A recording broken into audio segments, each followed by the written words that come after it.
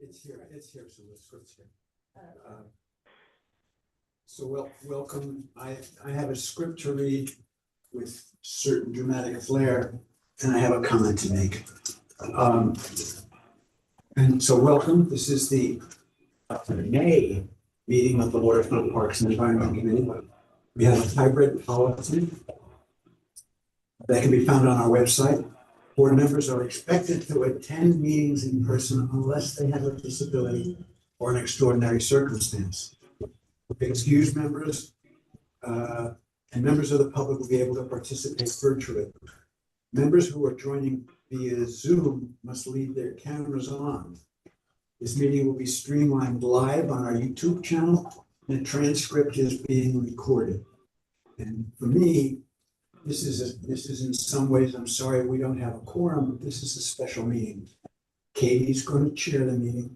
This is going to be her last meeting here. She has decided that she has to leave the board. She hasn't reapplied. And the reason being that she is a journalist for, you correct me if I'm wrong, she's a journalist for West 42nd Street. And she doesn't want her membership on the board to be in conflict with what she wants to say about the board. And Not so much bad. well, that makes complete sense. But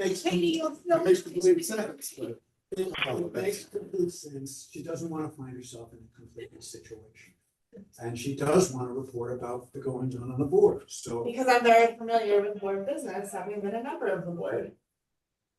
So And it's easier than some freelance reporters who aren't familiar with the board. there's one other thing I wanted to say before I turn the chair over to her. She's been chair now for 5 months, 4 months. She jumped in with both feet, energetically picking up the cudgel, doing what needs to be done. I have not going to compare her to other chairs, co-chairs that have been here, but she is at the top rung. Let me just say that. And so I thank you. Thank you. I'm glad my short tenure was at least meaningful. How long have you been on the board? Only 2 years. How many? 2 years. Just 1 term. But it took me 4 years to get here. I mean, if they had disappointed me the first time, I would have had a longer board career. You're leaving completely, getting off HHHS too? Yes. Okay. Definitely one of the best things. That's a loss. Sorry, but that's a loss. But I will be. Maybe it's a gain. I will be engaging with the board in a different way by hopefully engaging the public to be more engaged with the board. By being able to explain to them what it is that we do in a way that's understandable. I think that's great, because I know people that have no clue what the board is. Yes, and the number one thing to note, we are all unpaid volunteers who are giving our time to help the community in whatever. Okay, with that, we will start with our first agenda item. Paul, thank you for joining us virtually. Got some park. Thank you. Can you hear me? Can you hear me? Yeah, loud and clear, Paul. Turn on your camera if you will. I don't have a camera today. It's today's been a very exciting day. There's a lot of stuff that's kind of thrown me off my game. We're preparing for a lot in the district, so I can let you know what's going on. And I guess hopefully you'll appreciate why. Is that Parks? Okay, so would you like my report? Yes, Yes. please. Okay. So the first bit of good news, and I think it's a little bit old news by now, but we know that Ramona Ponte Playground has reopened. The vacate order that was issued by Department of Buildings was lifted, and so since May 1st, the playground has been open. We know that there is some of the play equipment has been fenced off. That's to keep kids from climbing on the equipment and climbing up on the scaffolding that's there. But we're moving forward with what needs to be done. Contractor, as you know, Kelvin has spoken to the board, so things are moving closer to normal. So that's very, very good. Over at the Clinton Park, the New York Junior League is continuing its work. If you haven't been to the park lately, you definitely should go by and take a look at the staircase entrances. There were beautiful, lush landscapes that have been put in. They were funded by the Junior League. The Junior League ladies helped to plant them, but also our horticulture crew has done, a phenomenal job of doing these designs and helping to provide the backbone and some of the muscle really necessary to make this kind of transformation. I am very, very, as a horticulturist, I am very, very gratified by the work that they have done. I'm very, very pleased and very proud of them. The Junior League is also working on repainting the Erie Canal mural that's in the playground. Their work is described as their, they call it PIP, Playground, gosh, I can't do it justice, I forget what PIP stands for, but it's their Playground Improvement Program. That's what it is. And one of the things that I suggested they might want to undertake came in response to a 311 complaint. Someone was musing that the Erie Canal mural that's in the playground had faded. So the Junior League is also undertaking repainting that mural, and also they've also put in some nice planters of annual flowers to just, change the mood of that playground. So we're looking forward to the completion of the mural. It's ongoing right now. So that work continues. It'll be going through the end of May. Also at DeWitt, tomorrow's the big day. It's the Flanders celebration with the Belgian consulate. People who know this event, they know that there's wreath laying at the Doughboy statue. The event will begin tomorrow. It's at 11 o'clock, and there is also some historic representation. They wear historic World War I Army uniforms, and it's quite a very moving presentation. So people should come by. So you can come by 11 o'clock and see that presentation. You can also take a look at the greeting gardens that have been put in by the Horticulture Division and also with the Junior League. Spring is with us, and so movie nights, Movies Under the Stars, are returning to District 4. We already had one movie over at Chelsea Green, but this coming Saturday, Matthews Palmer Playground, I believe the movie is Dirty Dancing, and that will be around 8 o'clock in the evening. So that would be something I think you definitely want to see. Coming up at the end of the month, May 29th, I think some of you may know that we're getting a new playground called Lorraine Hansberry. This is going to be diagonally across from Hell's Kitchen Playground. I believe it's going to be on 48th Street, and the groundbreaking for that initiative is going to be on May 29th. So I guess there'll be more information and more invitations to go out in the coming days, but that's something to look forward to. We're always excited about new parkland and new improvements. So the groundbreaking for Lorraine Hansberry Plaza, I think they're calling it, is on May 29th. More mundane things about staffing. Seasonal, the pool season and the summer season is on the horizon. We've been given 3 seasonal CPWs that will be rounding out our staff for the busy season. This will also have a playground associate. I believe they're going to be assigned also to Matthews Palmer Playground. So the CPWs are on board. The playground associate will be coming in the coming weeks. I think it's sooner rather than later, but that's upcoming. That's to come. And also coming at the end of June, we know that there's been basically it's demolition adjacent to Penn South Playground. So on June 30th, Penn South will close, and the capital project, our construction, will begin. There'll be a lot of activity over there at that time because the new skyscraper that's going to be built on 25th Street will be going on, and our capital project will be happening on 26th Street. So there's going to be a lot of activity coming. So there's been a lot going on over the last few weeks. There's a lot more to come in the coming weeks, and looking forward to it. And if you have any questions, I'd be very happy to answer for you. Great, thank you, Paul. Any questions from committee members? Marty? Paul, how tall are the buildings going to be next to the Penn South Park? Do you know? That's an interesting question. I really don't know that answer. I'd have to get that information for you. I believe they are going to be substantial, but I don't know the precise height. Substantial. All right, Paul, I have a few questions for you.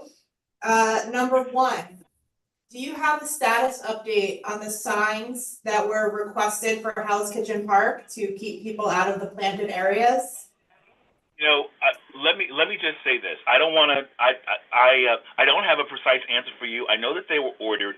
What I am going to tell you is there have been delays at the sign shop. I'm not going to speculate as what has caused them. I know that I've ordered quite a few signs, and I have a lot of consolidated signs that I'm actually requesting to be replaced. There have been delays at the sign shop. I'm going to send a message when I leave this meeting. I'm going to ask for an update on the ones for Hell's Kitchen in particular, because I did want to give those some special handling. I believe I ordered 2 batches of signs, and I'm gonna check after both of them, because I'm beginning to share your frustration in the delay in receiving them. Great. And then, so for committee members who may not have heard about this, on 9th Avenue, outside of a parking lot between 35th and 36th Street, a tree contractor came in and chopped all the limbs off of 2 street trees because they were blocking a billboard. Joe Restuccia happened to be walking by while this was happening. He took photos of the trees, of the contractor, and reported all the parks. Those trees have now been completely removed because Parks deemed them unsalvageable. One was planted in 2014, one was planted in 2021, but Parks does plan to charge them full restitution.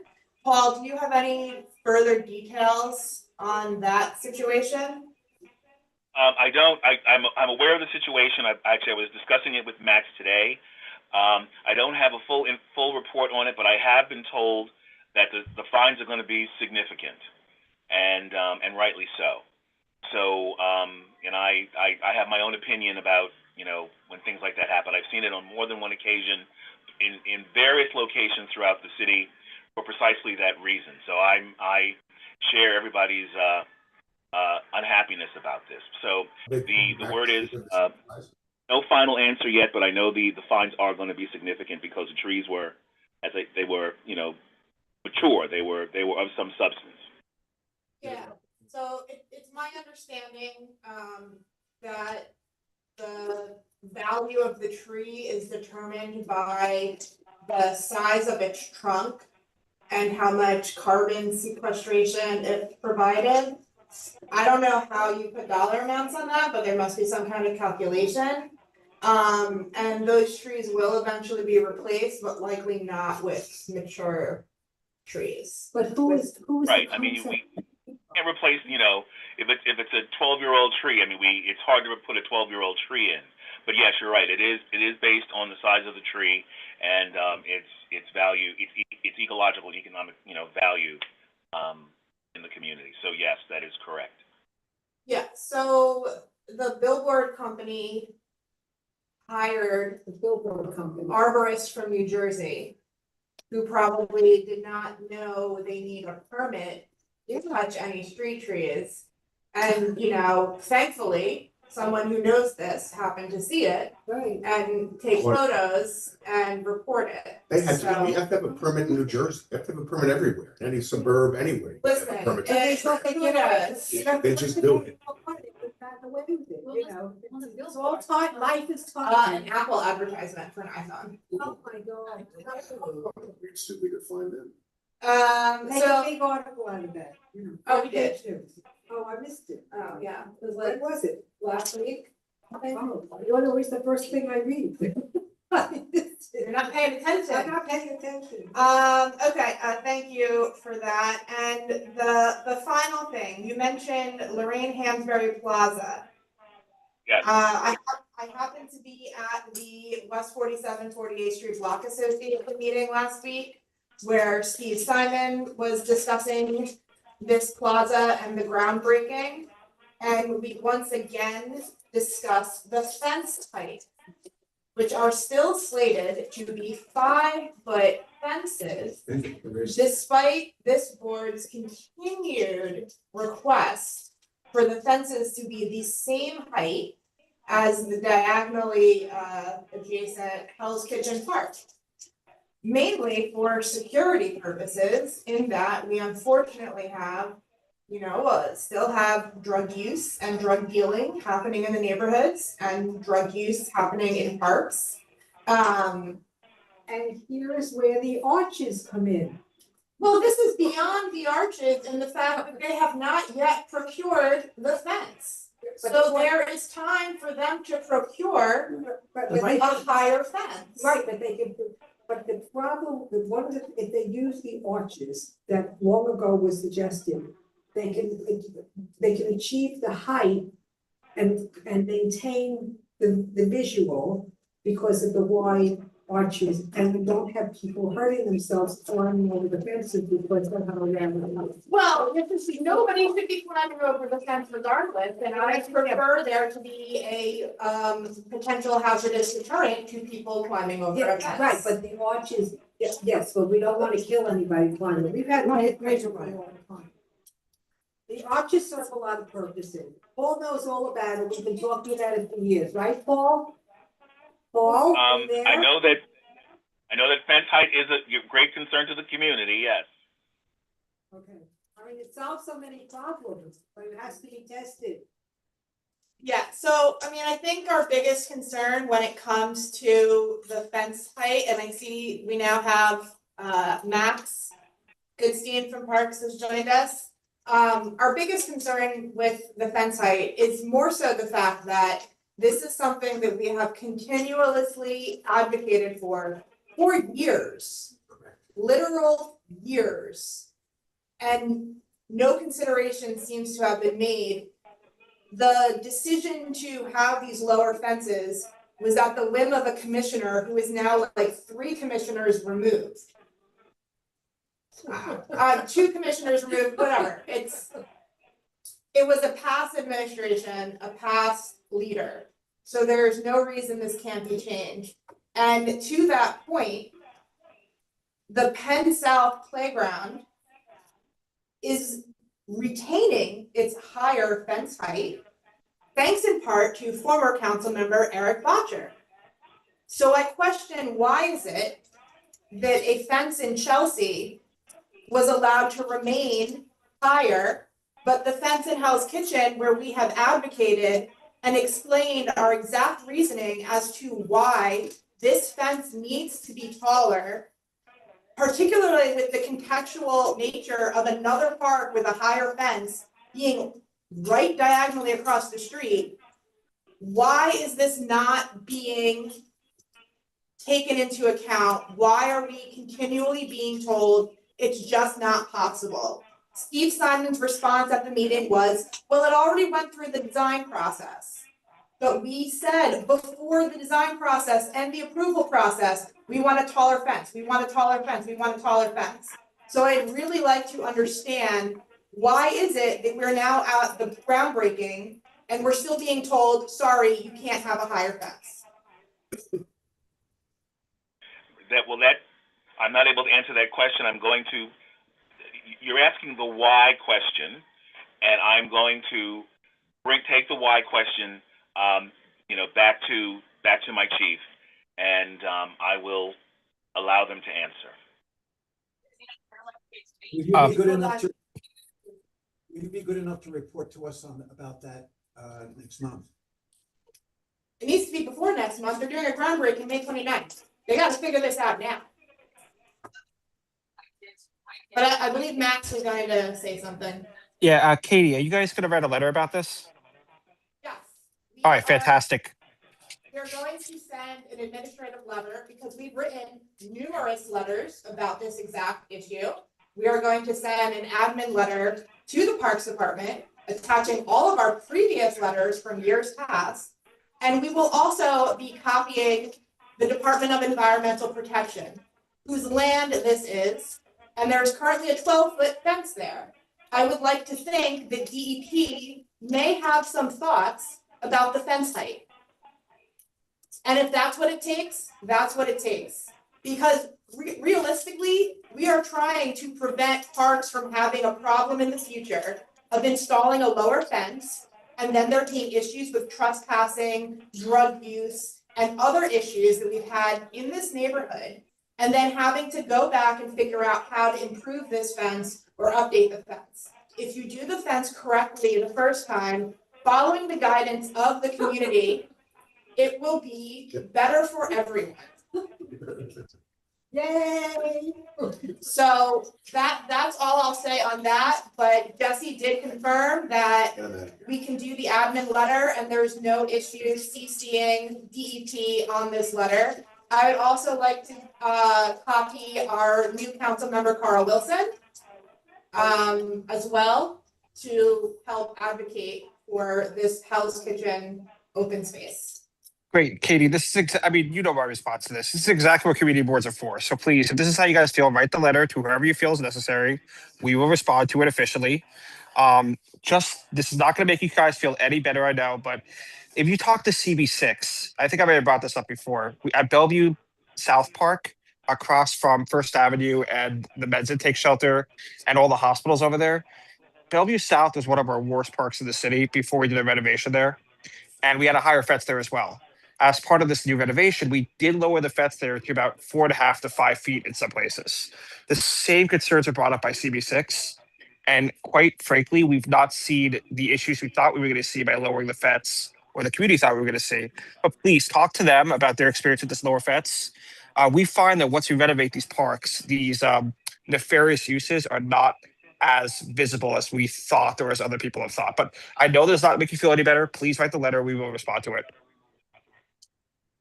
I want to interfere, I mean,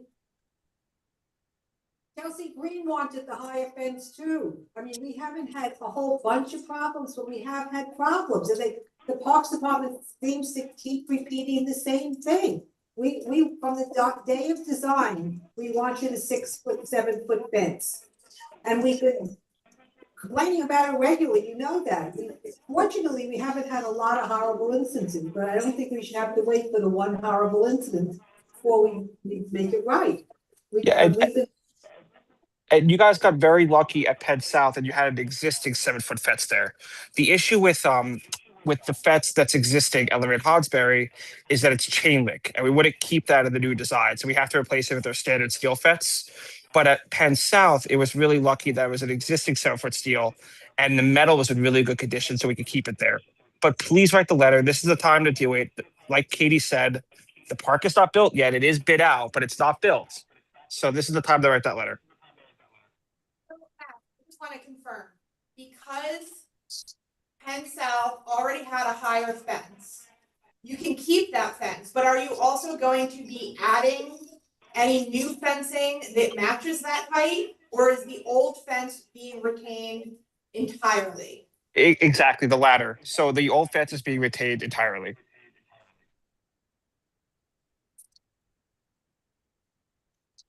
All right. Is this fundamentally an issue of cost? No. No, the cost is actually not the issue here. When we bid this out, the cost of a higher and a lower fence is so similar.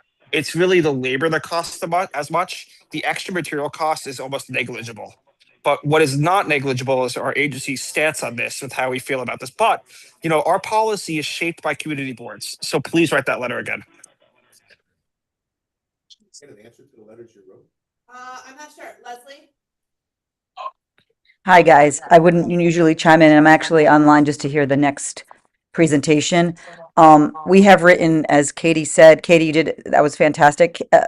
Max and Paul, as you know, the community board has written numerous letters way back when Lowell Kern was chair. Actually, when he was co-chair of Parks.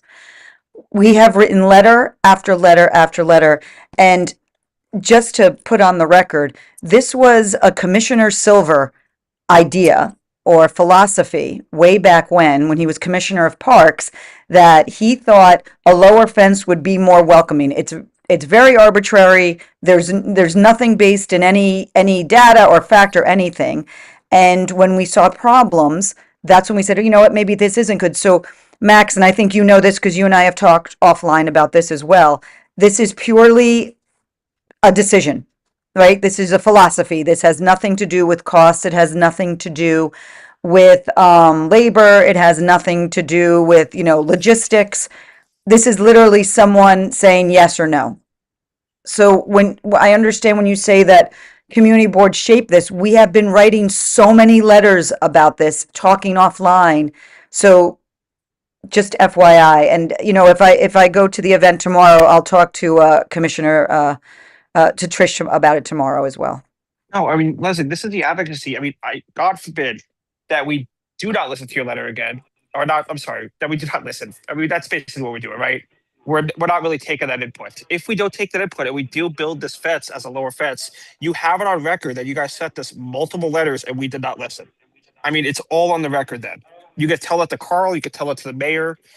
Look, we're very transparent as this. And the reason No, we're no, not I doing under this- and Max, I understand. I just don't want it to be an exercise. I know. Okay. I know. So write the letter again. We have a new commissioner, right? Look, Paul and I do not make the decisions here. We represent our agency.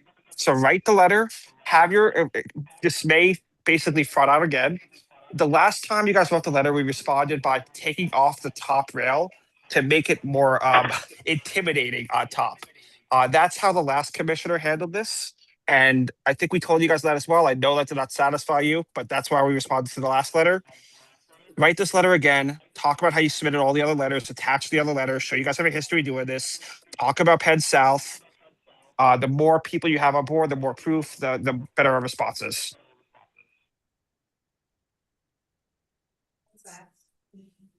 Attach all the other letters, write the letter. Oh, yeah, we will be Like a whole referencing, package, send in the FedEx.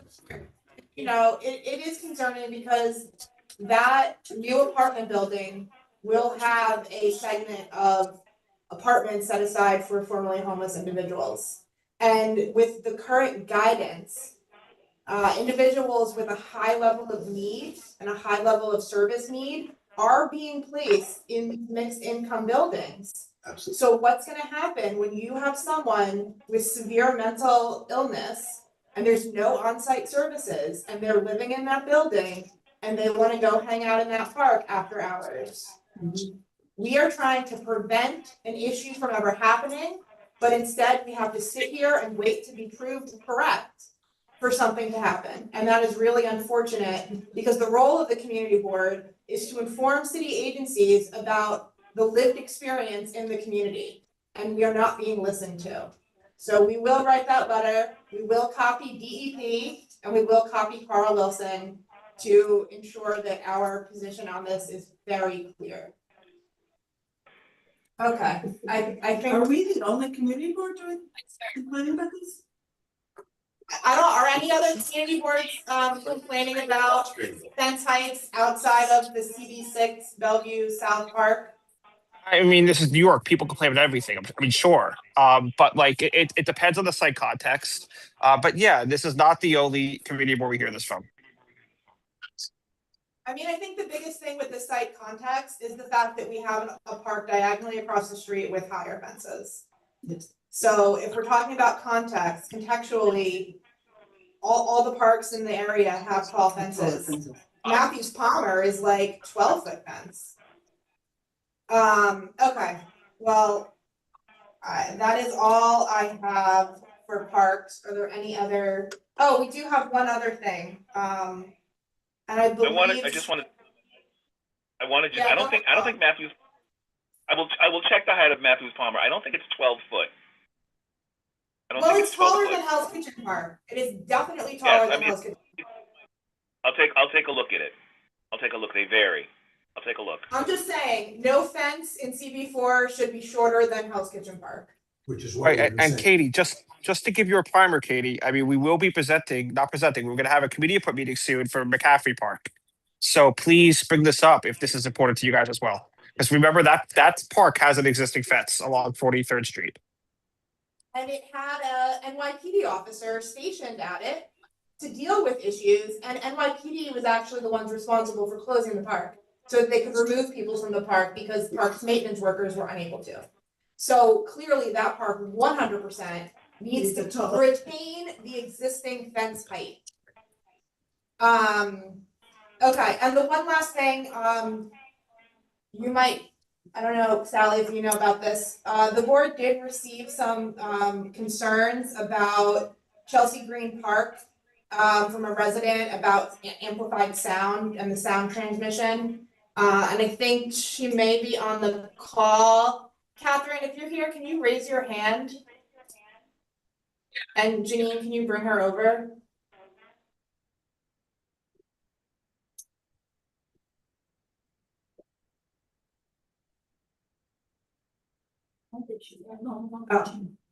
Oh, okay, so I guess you dropped off. I know, Jesse did also connect with, Michael from Chelsea Green Park to discuss this. Okay, so, Would you like to, I mean, without her here, I mean, she's not here to present herself, but she has complained, and of course, she's in my building. okay, So my building supports everything that the park does. Nobody is bothered by, I mean, I would have said this to Catherine if she was here, but the board sent her a letter saying that nobody feels the way you do. So she's the one person, then she complained because there was a movie there and it went on until 9 o'clock at night, since she heard it. So, well, it's not an issue in the community or the building, so Okay. we don't get any complaints from anybody. She's the only person. One of the complaints she had, in the back and forth that I saw, one of the issues was she claimed that she wasn't notified in advance. And there was something about her not being on a chain and. Well, I was going to tell her if she came tonight, I will leave. She hasn't opted in to get any information, but I, as president of my rock association, for example, send out notices regularly whenever the park is doing anything, but she's not on the list because she chose not to be on the list. Also, the Friends group sent something out. It seems that she was on that list and got dropped off for some reason, but she has to opt in again to get back on the list. But I thought she'd be here tonight. yeah, she was There's not here. 2 viewers, so maybe she's there now. So Let's use our fancy screen. Participants, attendees list. Yes. Catherine, she has her hand up. Janine, can you bring Catherine Nocerino over? Sure, one moment. Cancel. If you can make sure that she's on the notification list. she has to opt in. I'm not She has to gonna- do it herself. She has to opt in. I mean, I'll tell her that, but I'm not gonna send it to her. Tell her that. Yeah, you can't put people on lists that. Did she just send you? Well, you tell her how to do it. What you can do. Hi, I Catherine, didn't need 'em. if you wanna unmute yourself. Debris in. Finish. They're addicting, that's what you gotta get them for. Gotta be further than your hand. Thanks, man. Can anyone hear me? Yes, Hello, can anyone hear me? Yes. yes, we hear you, Catherine. Catherine? Yes, I'm here. Yes, we hear you. You can speak now. You don't hear us, right, Catherine? I am here. I don't know. I can't see my image anyplace. My camera is on. I cannot seem to actually be heard or see myself. He can hear you. She's not hearing us. Hi, Catherine. Do you have anything to ask for Parks? Because we can. You bet. I've been writing to Parks for years. I am far from the only person in the building who has problems with sound transmission from the park. I have been collecting names of people who support me in the building. I have an orchestra seat to everything that goes on in the park. I worked for 10 years along with everyone else, writing to public officials, calling public officials, leafleting, petitioning. I value the park. I have never complained about the ordinary use of the park as a much-needed children's playground. No one seems to credit my problems with recorded sound and movie presentations in the park. I used to be away weekends when I was taking care of a family property on Long Island. Not anymore. I'm here continuously. As a World Trade Center patient, I am facing major surgery because the corticosteroids I'm taking to breathe are causing bone loss. Okay? I can't go anywhere. And I'm being literally knocked out of my socks. The windows shake. The glass in my kitchen cabinets shakes. I cannot hear my telephone, my TV, or my computer when presentations are done in the park downstairs. I think these presentations are wonderful in parks, but they are not appropriate for a very small space such as Chelsea Green Park, which is surrounded on 3 sides by concrete. Sound reverberates and expands. It is a very tiny space, okay? It is surrounded entirely on all sides by residential buildings.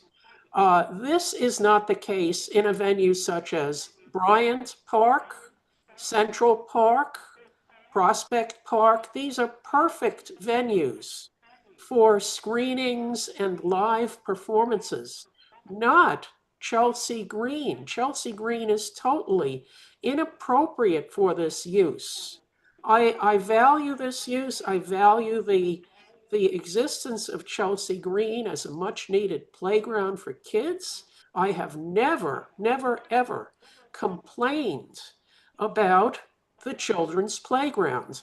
Contrary to my next door neighbors who have moved to Australia and who complained to Parks and got a new slide put in because some child was using that slide as a musical instrument. I never complained about that. It did not bother me. Currently, the boyfriend of the new occupant of the loft next to me says that the noise in the park, the regular noise, drives him nuts. It doesn't drive me nuts. However, film screenings and live performances with recorded sound do.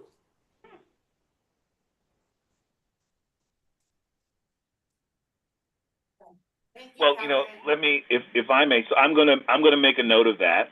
Let me just say on for parks, we do not. I've actually spoken to you several times, Ms. Nocerino. It's Paul Evans, the park manager. Yes. So we do not permit events with amplified music at that location. It's been a problem. There have been a few renegade groups who have had permits who broke the rules. They have been banned. It's kind of hard to weed them out, but when we find them, we do our best, do a due diligence to hold them accountable. So that's in response to concerns like yours. So bear in mind, amplified sound is not a problem only in Chelsea Green. So we don't permit it there. I think it's unfortunate that a program like a movie screening is also problematic, but I hear that, and I will share that feedback back at the office. But I think, in fairness, we also do know that there are people who act in bad faith who, they think they're going to play their music and they don't really care about anybody else. And so that is not really, the fault of, programming of the parkland. That's just inconsiderate usage. Whenever there is a permit that comes from block association for events, and they're going to have music, most of these events are designed to be family friendly. I mean, it's children's music and it's acoustic, it's guitar, because I think that they want to be responsive and respectful of that particular issue. So I think we just want to separate out, some of the people who are bad actors from, the occasional, sound that might be too loud for something appropriate like a, sponsored, movie for the community. Well, last Wednesday's, I believe that was last Wednesday's screening, literally silenced all of my media. I could not hear my telephone. I had to shout through my telephone. I spoke to Max Goodstein that evening.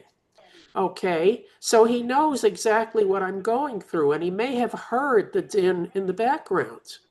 I believe that movie screenings in the parks are great. I believe that cultural events in the parks are great. However, I firmly believe that this space constituted by Chelsea Green is inappropriate for such events. It's simply too small. The acoustics magnify sound. I hear you. I hear you. I'm gonna share Catherine. your feedback. Catherine, I write it, Catherine, I'm glad you're at this meeting. So I want to hear from the community if this is an issue or not, if this is a big issue. Catherine, I know you have an issue with this, and I completely respect that and understand that. But we don't change programming because of one person. We need community support to change programming. I just want to make sure we have that support to do that at this park, because we're planning to keep doing these events unless we have a majority of the community that does not want this.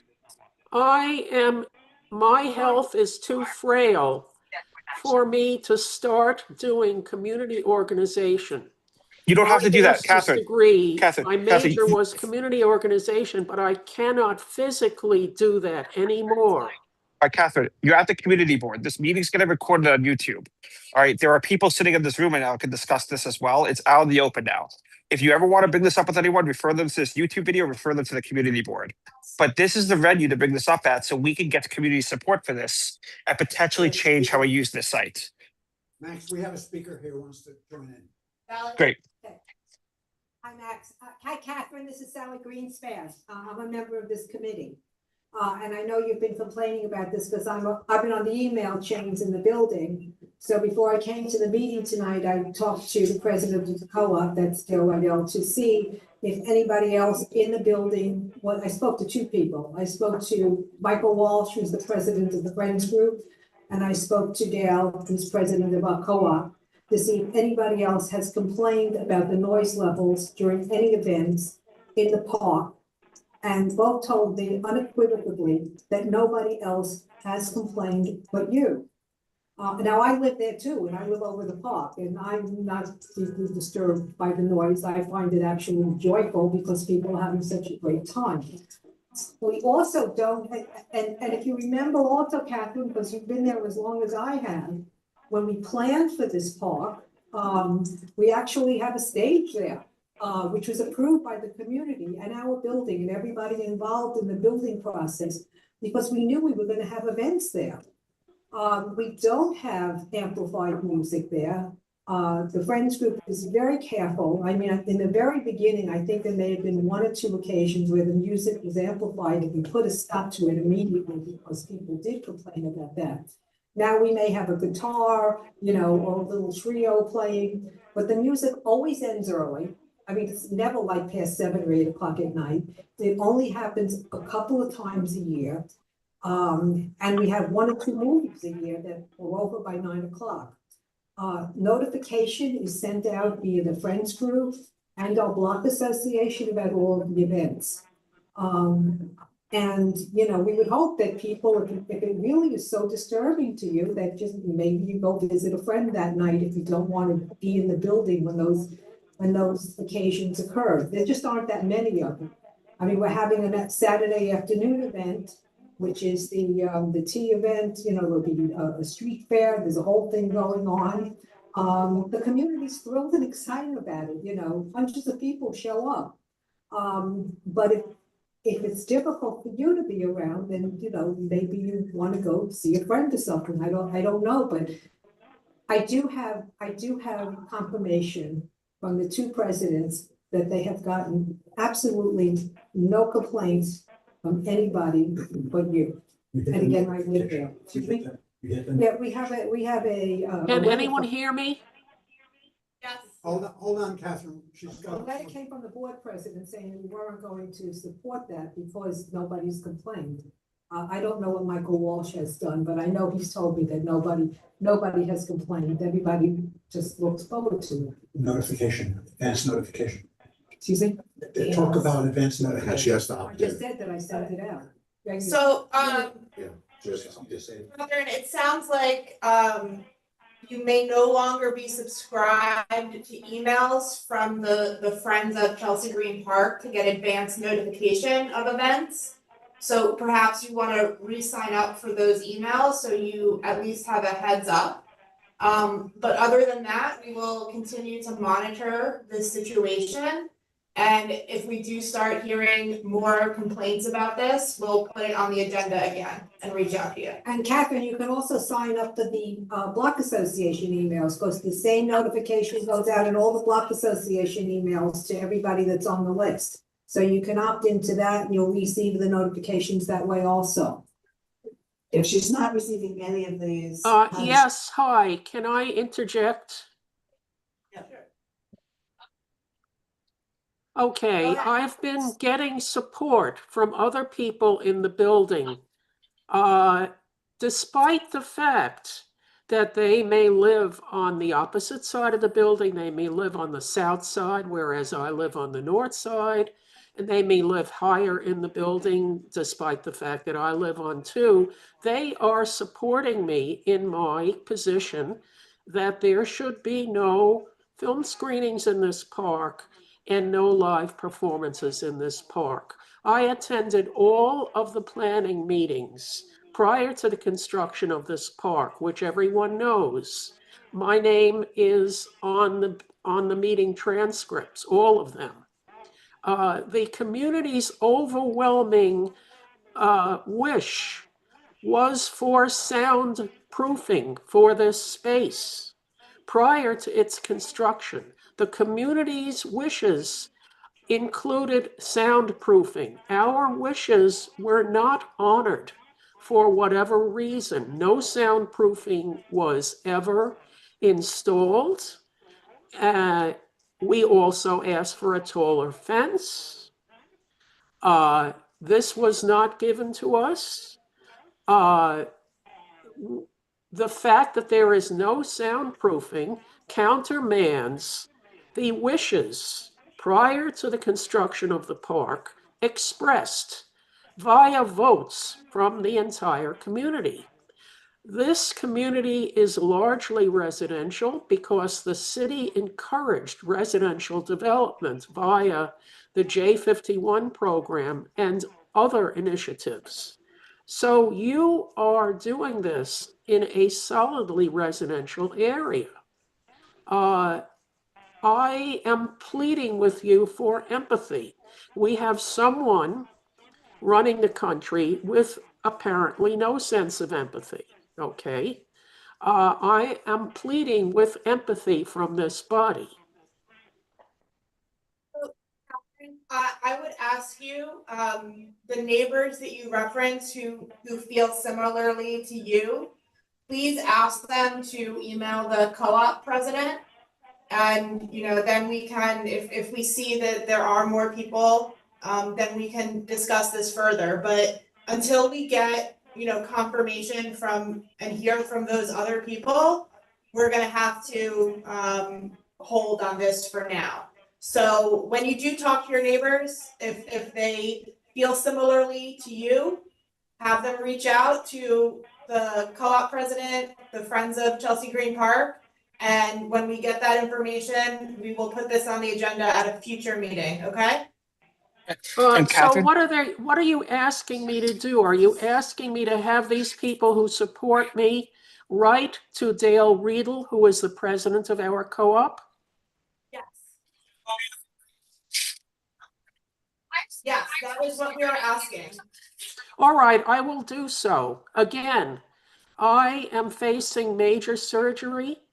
the corticosteroids that I take by prescription, courtesy of the World Trade Center Health Program, are causing bone loss. All right? And now I can barely walk. I am disabled. I am not used to being disabled, and I can't move. I can't budge. I can't go anywhere. I can't leave the apartment during park events. Hey, Catherine, this is Max again. You have my cell phone. Please continue to call me to report abnormal conditions. You can call me after this meeting if you want. All right. I'm available day or night. I don't sleep anyway. All right. So continue to call us. Okay. Yes, let me interject again. I have written to Dale Riedel, and Dale has told me that the board is not taking a position on sound in the park, period. Okay, well, I think it's more of, we just want to be connected. You can even tell your neighbors to email Jesse Bodine as you did. And if we have, more folks who have the same concerns, we will put this as an agenda item for a future meeting, okay? Okay. Thank you. All right, I believe that is all for parks. Your car guy, Carol. All right, so now we are moving on to a presentation from Tom Fox about an alternative redevelopment concept for the Manhattan Cruise Terminal.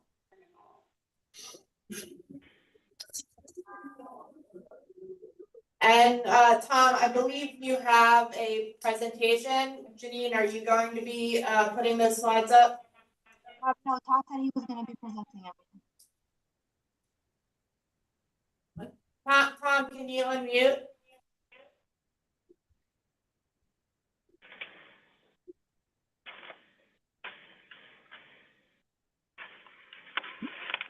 Got it. Sorry. Can I just share my screen? And I'll put up the presentation. Yes, you have access.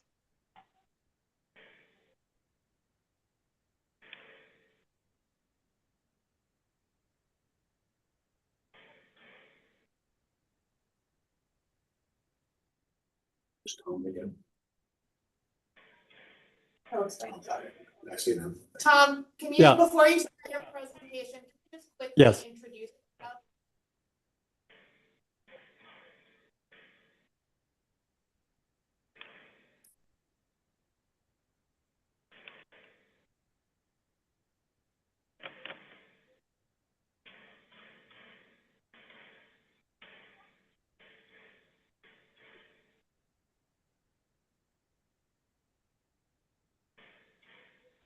I'm trying to pull the screen up, but I don't see it. You have the screen. Yeah, we see your second slide. You can see it? Yeah, if you Okay, hit okay, slideshow hold on. and then from the beginning, you'll be Got able it. Can you see it now? From the beginning? Hello? Yeah. Yeah, Can you Tom, see- if you hit the tab that says slideshow Yeah, on the top and then You you got hit it. the beginning, you'll be able to do it full screen. okay, well, it's, I keep hitting slide. No, slideshow. Go to the right a little bit. Yeah, okay. Yeah. Can you see that? Sorry. Yep. Technical confusion. Hi, my name is Tom Fox, and I've been working on the West Side for about 40 years now. Primarily on the Hudson River Park, but I've worked on the waterfront for most of my life and started New York Water Taxi. I serve on the Hudson River Park Advisory Council with your chair, Leslie Murphy. And when Leslie presented the community board's letter regarding the passenger ship terminals, or Manhattan Cruise Terminal, excuse me, I'm a little old school, Manhattan Cruise Terminals, she mentioned that one concern was that there was no plan B. It struck a bulb in my head, and we've been spending the last month and a half developing a plan B, working with Datner Architects, which actually designed these sections, segments 6 and 7 of the park, along with Community Board 4. Just for history, the whole West Side's filled in, and your section was very, very busy in the 1950s. but by the 1980s, not so much. The West Side Highway, and you're part of this continuum. I mean, I always keep telling community boards, you're all together in this rowboat, so to speak. The West Side Highway connected everyone together, and in 1974 it fell down in Greenwich Village. And there was this roadway and an abandoned waterfront. So the government came up with a plan to fill the entire thing in and create a highway that was fought by local residents. Demonstrations, people out on the piers claiming they should be public, eventually convinced the government to set up an organization called the West Side Waterfront Panel. Your waterfront looked like this at the time. I was a panel member. And you can look at it, it's very familiar. We came out with a vision for a Hudson River waterfront park that treated your neighborhood, which was bereft of parks and public spaces, with a large Clinton waterfront, and turned Pier 94 into a recreation facility, reduced the size of the head house, and kept the passenger ship terminals. This is what Clinton Cove was to look like with a reduced Pier 94 and floating swimming pool.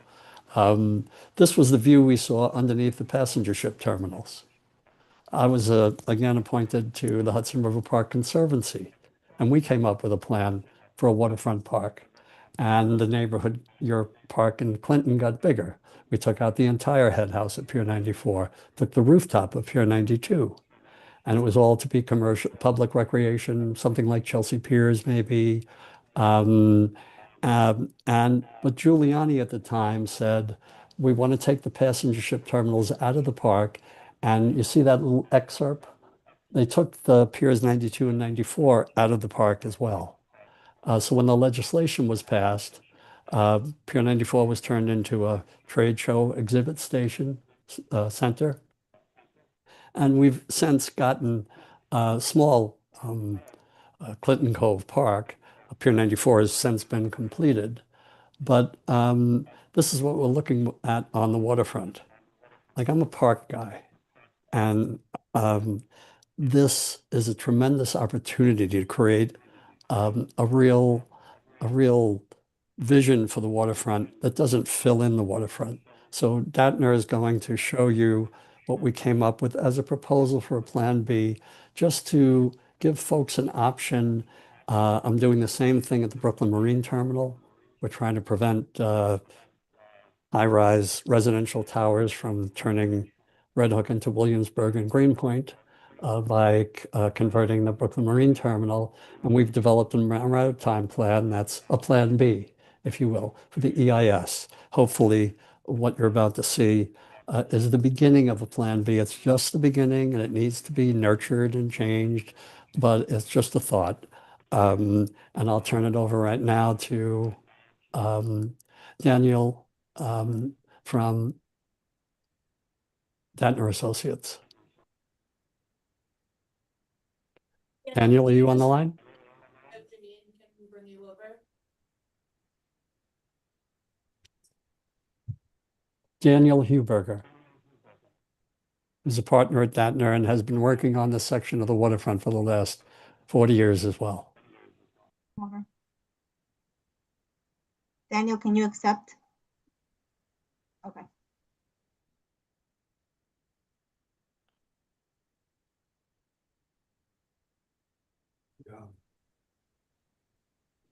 Great, wonderful. Can you hear me? Yes. Wonderful, thank you. I would like to share my screen. And I do not see, oh, here it is. Yes, sorry. Here we go. How's that? Can everybody see? Can you hear me? Yeah. Okay, wonderful. Can you see my screen? Yes, give me 1 second, Daniel. Let me just. Okay, you should see it's basically just a title slide. Yeah, we can see it. Yeah. Okay, wonderful. Okay, well, good evening, everybody. I'm Daniel Huberger. I'm a principal at Datner Architects. Thanks for the introduction, Tom. I should also say this is, for me, exciting from a professional point of view, but also personally.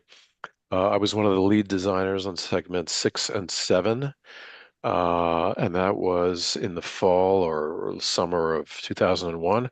And everybody knows what happened. No sooner had we started the design of this segment of the park that 9/11 happened, and a big fence went out around went around the cruise ship terminals, and we have a very minimal park solution there right now, as you all know. So this is, I think, a fantastic opportunity looking forward. And I also want to acknowledge that this is a plan B because there is a plan A. So we want to acknowledge the efforts of the EEC and the master plan that they produced. And I know that many of you must have been involved in that effort.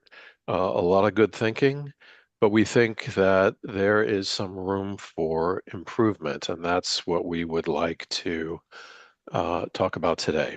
So let me see if I can advance my slide. Okay, this is for some reason. Here you go. Okay, so basically my presentation is basically an acknowledgement of where we are with the EDC master plan. Then we'd like to introduce the Plan B concept, and finally compare the two schemes. So the master plan does some very good things. They're listed here, various connections to Clinton Cove, connecting the north and south segments of Hudson River Park around it, basically entirely redesigning the terminal, making it a more effective terminal, better for the cruise for the cruise line operators, but also hopefully better for the community as well. It makes a number of infrastructure improvements as well, basically bringing these piers into the 21st century. Some of the drawbacks of this scheme are that it involves a substantial amount of water coverage. And you know, the water coverage of the park is set by the Hudson River Park Trust Act. And so there would have to be a big legislative amendment to change that. It also, because it moves the bulkhead further out into the river, it also moves the ships further out into the river. The ships themselves are getting bigger, and so therefore the intrusion into the navigable waterway is considerable. And that is in the hands of the federal government, the Army Corps of Engineers, and that would also be a bit of an issue. The terminal footprint, as it's designed now in the master plan, is extremely large. And we were wondering if it would be possible to reduce that. That would increase the viability of the project by making it less expensive and by diminishing the bulk of the building itself.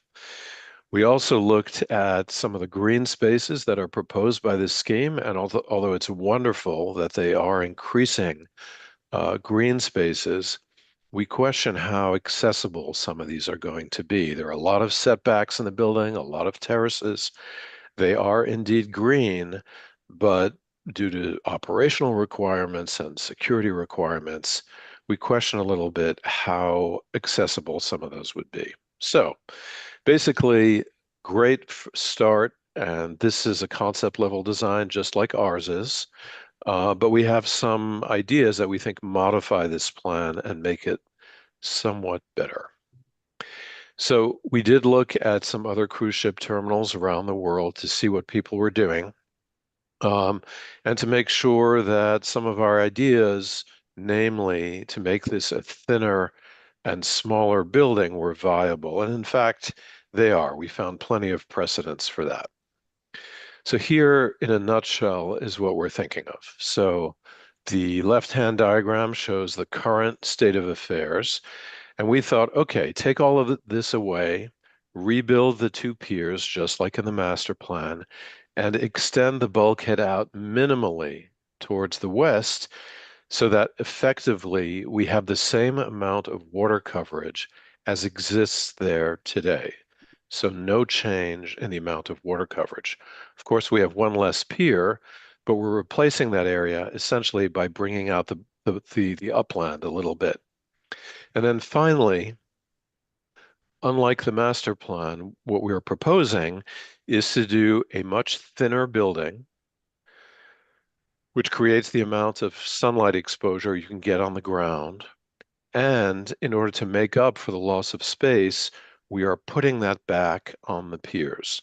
The master plan has these very thin gangways, very elegant, very nice, that go out on the piers, but they're not really functional in terms of baggage storage and things like that, which they all have inside the head house. We're putting some of that out on the piers.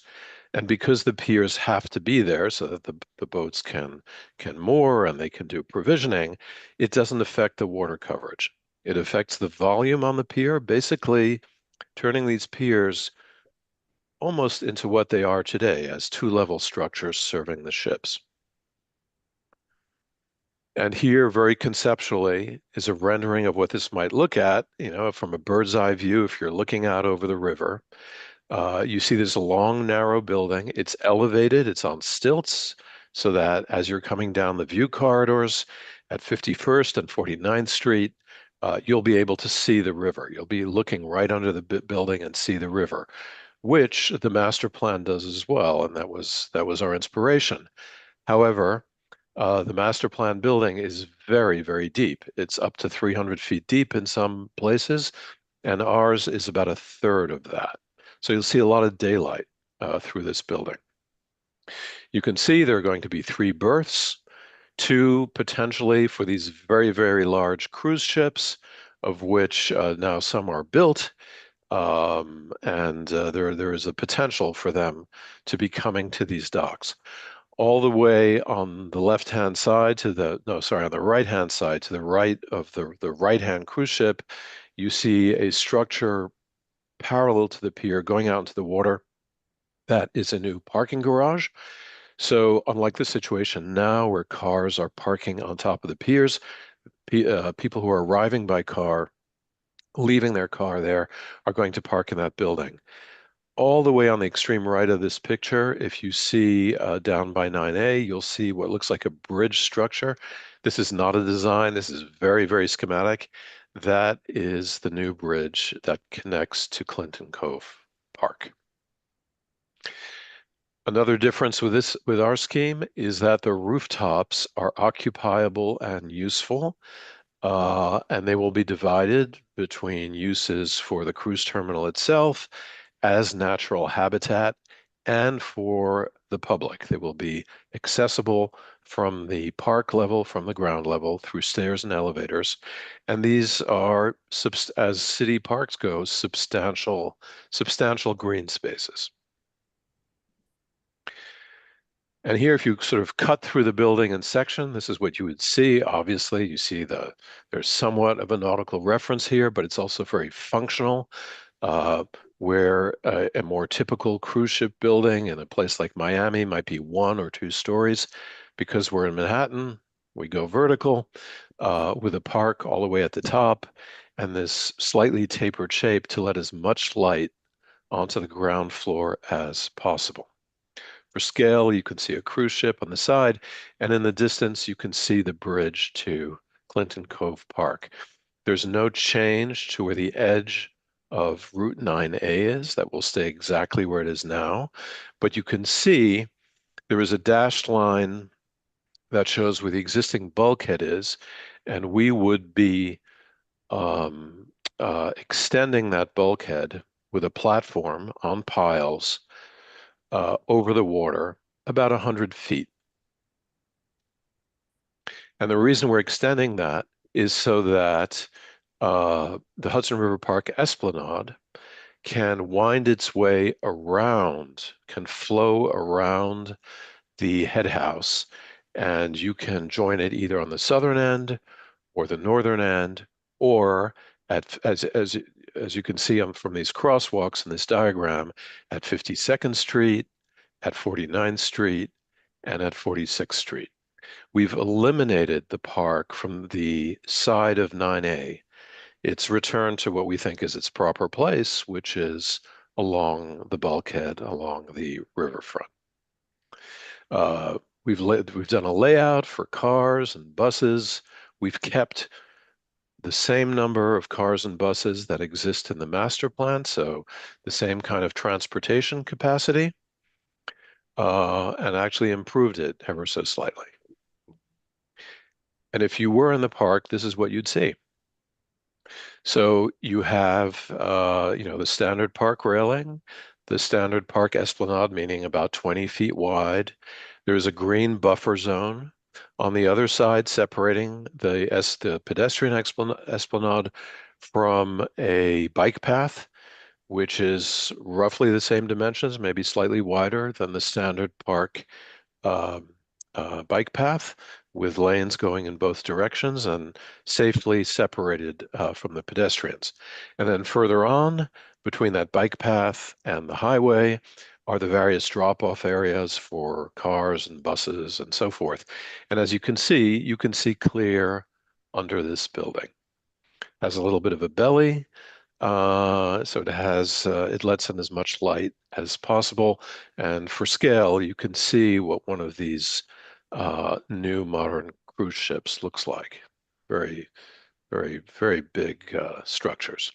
In the distance, you can see the pier, the new pier at Pier 88, which will have an apron down at the bulkhead level, and then a second story for passenger access and baggage and things like that at the level above. This shows general circulation of how things would work inside the terminal. It's not so different conceptually than the master plan. There's a very strong logic to these operations. But unlike the master plan, where everybody approaches from the northern end of the head house, we would have people walk to the center, and then they go up, and then they head north inside the building if they're going to Pier 92, or if they would go to the other side if they're going into Pier 88. So we think a slightly more efficient circulation, which lets us thin up the building. This is what it would look like under the building. So you can see the drop-off area, a couple of lines. The traffic here would head north, just like in the master plan, and then the buses and trucks would enter the cruise ship terminal area from the north, from 57th Street, and then head south with options to have turnoffs into 9A as they do now. And on the left-hand side, you can see a little bit of the park, starting with the bike lanes. And this is what you would see when you would approach from the southern end. So approximately at maybe 44th or 43rd Street here, you can see the buildings on the other side of Route 9A, and then Pier 88, and then beyond you see a little bit of Pier 92 with the esplanade heading north underneath them. So here's a quick comparison. I know we're pressed for time. I'll go as quickly as possible. Basically, we have the same length pier. We have 3 levels and approximately the same height which is about 80 feet for the cruise terminal. The master plan is 1.3 million square feet. We're slightly over 1 million square feet. So 250,000 square feet less. If you estimate that this is going to be at least $1,000 a square foot, I know that sounds shocking, but that's what construction costs. We're talking about savings of $250 million right off the bat. This is a comparison. So you see at the top what's there now, the elevated viaduct, the master plan building, which is very, very deep, and then our proposed Plan B building. You can also see where the bulkhead lands and the differences in the projection, as well as the differences in the extent of the pier extension. So critical issues for us. Here's basically the same information seen from above. What's in red is the outline of the master plan, and what's blue is the demolished pier, and then the superimposed with our drawing superimposed. Here again is a comparison between the two buildings and section, and you can see the master plan varies from 245 feet to 300 feet.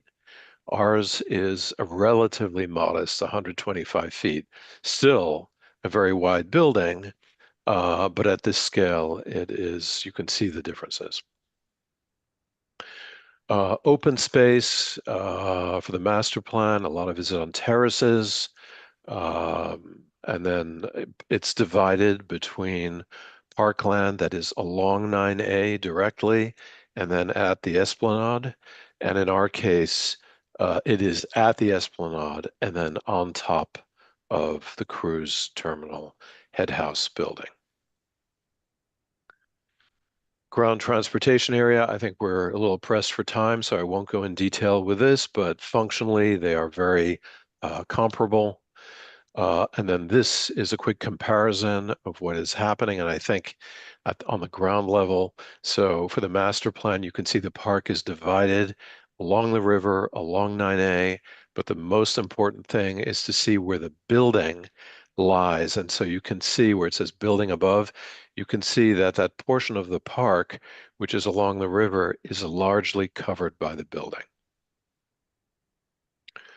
So to sort of summarize, we are preserving in this design what we think are all of the beneficial aspects, positive aspects of the master plan, but with some very critical improvements, which is not changing the amount of water coverage from what exists there today, by minimizing the pier extension, by having a smaller and we hope much more economical head house building, by increasing the amount of open space that's exposed to the sky and that is therefore pleasant and attractive to use, and by improving the Esplanade location and the continuity between points north and points south of the Hudson River Park. Here's just a numerical comparison. I would point your attention to the top line. So open space exposed to the sky for the master plan, it's about 5 acres. That's pretty good compared to what exists there now, but it's we have about twice that amount, including the rooftop spaces on the head houses. Water coverage, we have 12 acres instead of 18. Pier extension is only 100 feet compared to almost 350. And as I said, a much smaller building. So although the master plan is doing a lot of things really well and definitely doing improvements, we think that Plan B is improving in quite a lot of these critical categories. And with that, Tom, I will turn it back to you. Thank you, Daniel. Can you hear me? Yes. Yes. It's the main priority here is to minimize coverage of the water, maximize public open space, and accessibility to the waterfront, and reduce costs. I mean, we're in an era where money is really, really tight, and large capital projects like this are not easy to finance. And if we look at the past, we've really had a major disinvestment. Every pier on the west side of Manhattan has been rebuilt by a park corporation, and that generates no revenue. The passenger ship terminals, which has been managed by EDC, hasn't been maintained. The piers have been condemned. Ships are moving to Philadelphia for the first time in 15 years. And it generates $420 million a year for the city and 2,667 jobs, according to the EDC. So we think this should be treated as a much more important public asset than it has been. And one of the things Daniel didn't mention is all of the in-water elements from the bulkhead to the piles are, designed to support marine life. It took us 15 years to map this estuarine sanctuary. And I'll be darned if we're going to take it away without the ability to look at alternatives that would preserve it.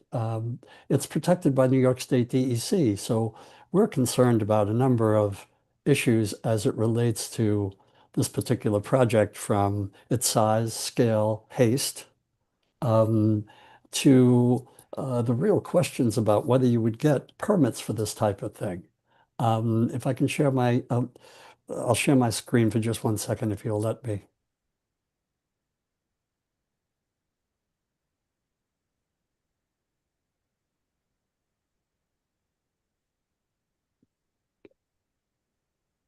Oops. I'm not as good at this as Daniel is, obviously. The share screen. It should Here we go, work on the for you, bottom, John. share. Here we go. Yeah.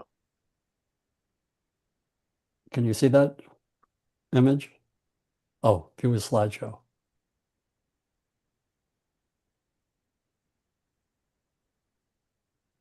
Can you see those images? Mm-hmm. I can. Okay. Mhm. Can you see it in the room there? Hello? Yes, we see it. Okay, great. You'll notice that that Chelsea Piers, sorry, we have questions and concerns, primarily. Cities like Barcelona, Amsterdam, and Venice are, well, what's happening with my, cities like Barcelona, Amsterdam, and Venice are banning large cruise ships from inner-city harbors. And ports from French Polynesia to Juneau, Alaska to Dubrovnik are starting to limit the number of daily cruises that come into their cities. What kind of studies have been done to justify the scale of this proposed facility? I mean, there are some big passenger ships, but the majority of passenger ships are not that large. And NCL just announced a new class of passenger ships with 3,500 passengers. So the way the terminal is used is also as important as the way it's designed. And I don't think they can secure the permits to fill in the river, nor do we think that they can secure the approvals to extend the piers. In 1935, the Midtown cruise terminals were built and they were cut into the city because you couldn't go out far into the river. The same thing for Chelsea Piers. This was 1910. And you can see the way the West Side Highway was cut in. There used to be a 13th Avenue there. They actually took 13th Avenue out to create this facility. So, you know, even though Chelsea Piers has been restored, it still has the same form and function. The same form, not the same function. So I think it's really important to look at this as a tremendous opportunity to reshape the waterfront in a way that opens it up to the public in a more productive way. And I'm using two references. One is I've just finished a book for Rutgers University Press on 40 years of creating the Hudson River Park as a board member and a president and a antagonist and a litigant and then I wrote an op-ed about EDC and the possibility that it's really not the right agency to oversee our maritime heritage. Look forward to answering any questions you guys have. And thanks for the time.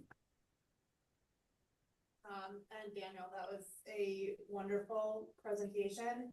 A few important questions.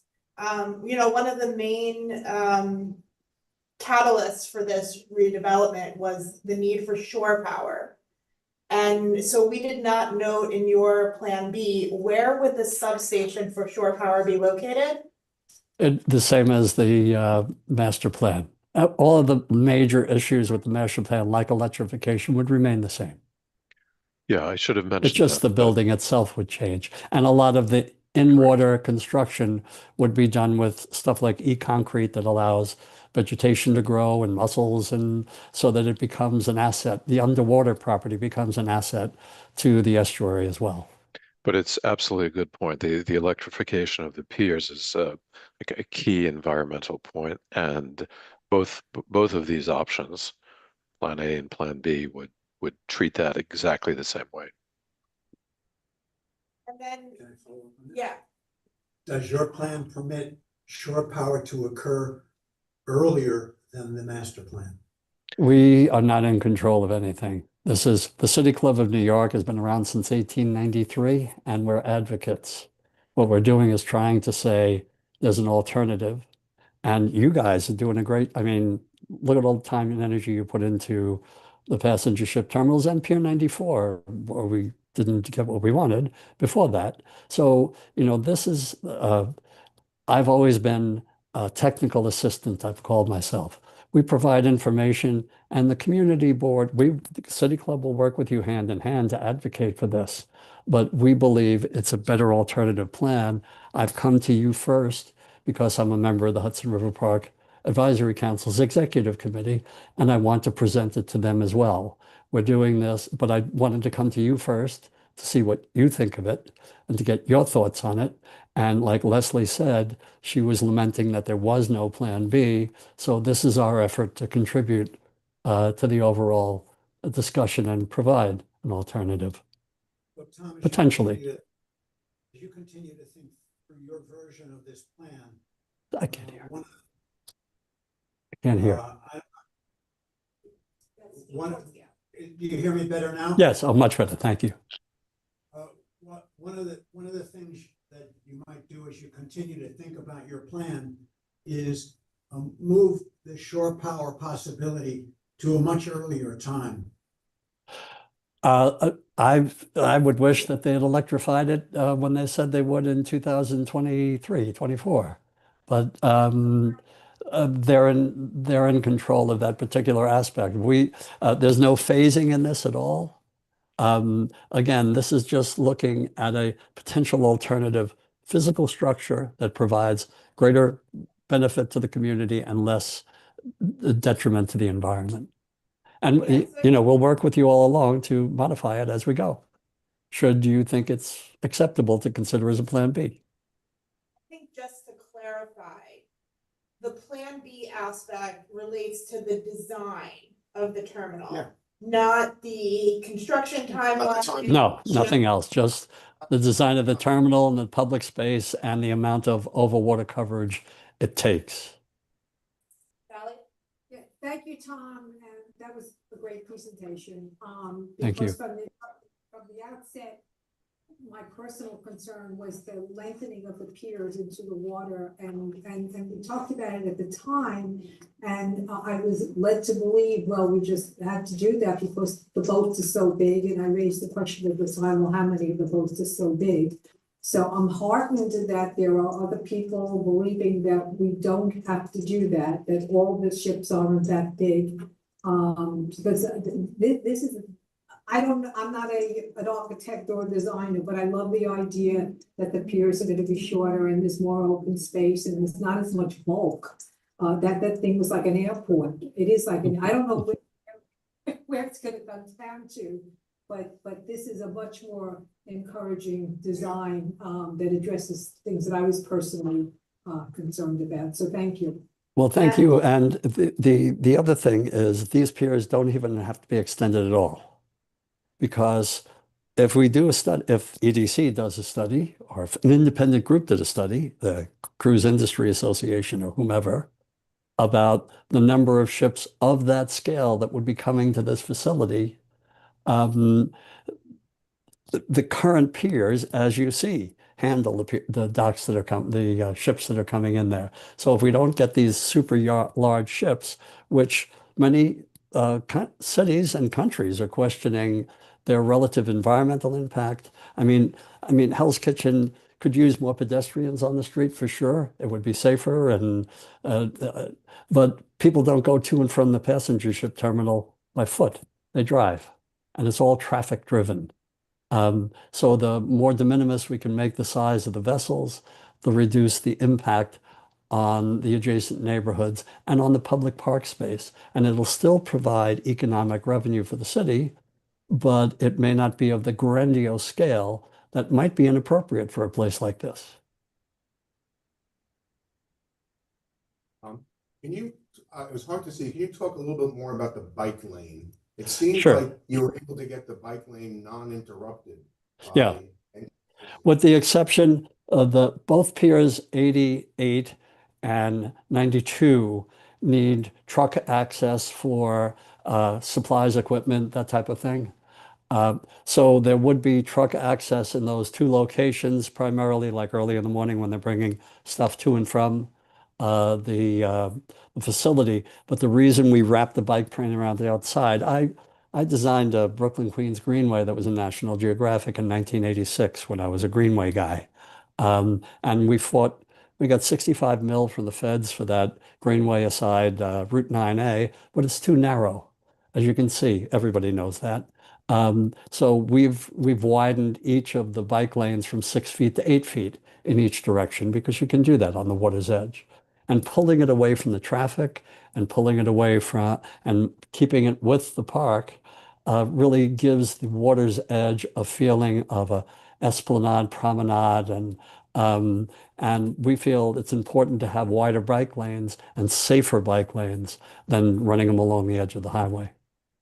One follow-up to that, you mentioned the Blue Highway pier. Yes. Like where it's there. So Yeah, that's on Pier 94. Correct. 92, sorry, north side.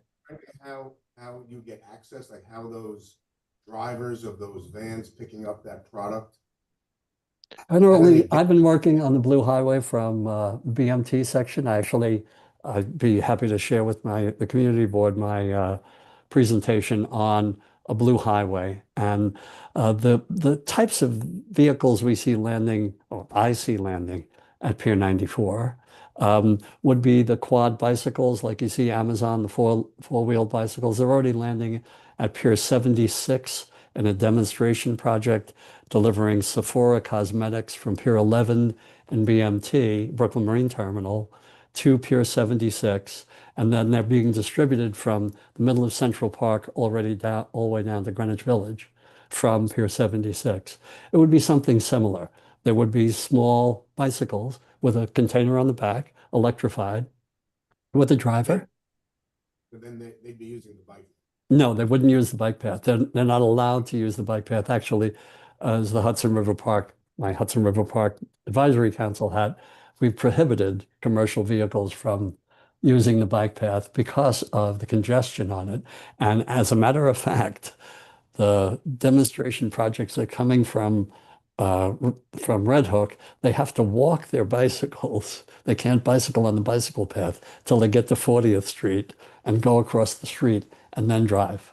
So, it's something to be looked at carefully and managed, but it is the future and it will get those UPS trucks off the street and have the distribution done in places like the sorting and all of that stuff instead of on your street corner done in Brooklyn and then shipped with smaller containers to targeted destinations within the area is what the eventual plan would be.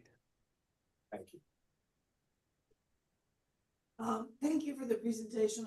I actually love the concept as it sits in comparison to the master plan. One thing I just want to check, because it seems like a lot of the savings have to do with the fact that the building's smaller. There isn't any issue of capacity with, the ships all seem to come in the same time and leave the same time. With a smaller building, you're confident that the same volume of flow that they considered in the master plan can be accommodated? If two of those 8,000 passenger ships landed at once, the building could handle it. The building is designed to handle two of the, if another 5,000 passenger ship came in, maybe tight. But if 5,000 passenger ships came in, everything would be fine. So I think a lot of ports use, what did you call it? Rolling, Daniel? Yeah, so it's called rolling dispatch, which is kind of a fancy word for saying you don't unload or load everything all at once. Just like all the passengers can't get on the boat all at once. So vehicles arriving here, bags being disembarked or embarked, they do it in batches. And as Tom said, two of these mega carriers for which this building is sized is 16,000 passengers. That's about 40,000 bags. That was our ballpark estimate of what we needed to build for here. And that would be the equivalent of three, not small boats, but slightly smaller vessels of about 5,000 each, which currently is probably the largest vessel that's docking at this dock. So size-wise, we feel we're in the right ballpark. Do the current largest vessels accommodate what was planned to be the mega? Are there bigger ones coming? Yes. The Well, bigger ones supposedly. are coming to the world. To the Whether they're world, coming yes. here is a different story. There's two different types of cruise terminals. One is a home port where everybody gets on and gets off the same day. And the other is a port of call. If anybody's been on a cruise, you're cruising along, you come from Boston, you stop in New York, you go down to Florida, you go to the Caribbean. It's a port of call. You're there for a day, people go out, they avoid. That's where you get the most economic advantage for the city, when people are going out into the neighborhoods and spending their money. The home port, people are rushing in and rushing out. You get the hotel, you get the cabs and the surface transit getting there, you get the jobs for loading and unloading the pier, which you would get either way. But you don't get the pedestrian traffic, which, like a neighborhood like Hell's Kitchen could use, more people on the street. So how we manage the structure in the future and what purpose it serves to what niche within the passenger ship industry is another thing for discussion. Just saying that it has to handle these big ships because there's like 5 of them now in the world doesn't mean that New York should flip over and change its whole neighborhood and the whole West Side and fill in the river and because there's some of these ships being built. We're managing this port. We manage this port, not the Port Authority. This belongs to New York City. This is city property. So it's a matter of both construction, management, and operation. And in the end, if we're building these parks underneath it, who manages the park? We have to look at, can't build parks that you can't maintain. So there's a lot of questions in the future. Can I just ask a question? Sure. What I want to understand is the vision of what kind of boats this will serve similar to what the master plan does, or is there an implicit change in that given the smaller building size? No, it's as far as we know, our understanding of the master plan, it's the same. There are 3 berths. One is sized for a 5,000 passenger ship, and the other's for potentially 2 of these behemoths at 8,000 passengers each. Yeah. Okay. So then I don't really understand. What I'm not quite sure is how this process compares to what process has existed to develop the master plan. And I think how they come together. essentially what it is when the master plan came out, they just gave one design. Yes. They had no alternative design. They had nothing that, again, the master plan is predicated on covering 18 acres of waterfront, extending the piers out 340 feet, all this stuff that is, an issue. This is a plan that can achieve the similar results, but with a different design and not having to cover as much of the water and not having to extend the piers as far. I get it. But it doesn't Is handle the EDC 8,000 person. No, they said it does. 2 of them. Handles- Yeah. But does EDC sanction this plan? No, this is coming up because This is a side. this is a side thing. This is coming up out of a question as to, okay, right now, EDC's whole plan is predicated on having to get the WRDA exemption. If they don't get it, that plan cannot be built.